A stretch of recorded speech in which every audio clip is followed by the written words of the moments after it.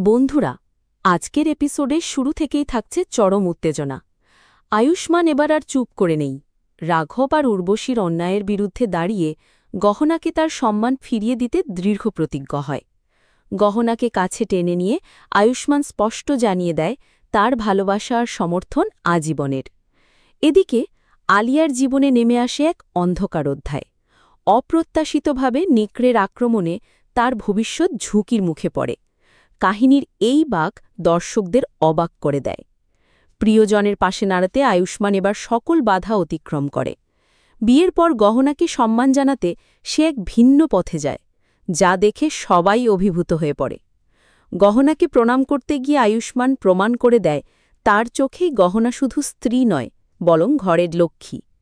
এই দৃশ্য পরিবারে আবেগের জোয়ার তোলে, তবে উর্বশীর মনে জমে থাকা রাগ যেন আরও বাড়তে থাকে। গৃহপ্রবেশের সময় রাঘব বাধা দিলেও আয়ুষ্মান হাল ছাড়ে না। সে গহনাকে পাশে নিয়ে সবার সামনে স্পষ্ট ঘোষণা করে, এই বাড়ির দোরগোড়া গহনাই আমার সাথে পার করবে। নিজের বায়ে গহনাকে দাঁড় করিয়ে গৃহপ্রবেশ সম্পন্ন করার মুহূর্ত দর্শকের চোখে জল এনে দেয়। অন্যদিকে আলিয়ার দুর্ভাগ্যজনক ঘটনা কাহিনীকে আরও অন্ধকার দিকে ঠেলে দেয়। সবশেষে আয়ুষ্মান গহনাকে প্রতিশ্রুতি দেয়, আজ থেকে তোমার সব লড়াইয়ে আমি পাশে থাকব। তুমি আমার স্ত্রী, আমার ভালোবাসা। তোমাকে কেউ ছোট করলে সেটা আমি সহ্য করব না। এই শক্তিশালী ভালোবাসার মুহূর্ত দর্শকের হৃদয় ছুঁয়ে যায়। বন্ধুরা, আপনাদের কেমন লাগলো আজকে পর্বের এই বাঁক? গহনা আর আয়ুষ্মানের ভবিষ্যৎ কেমন হতে পারে বলে মনে করছেন? কমেন্টে আপনার মতামত লিখুন।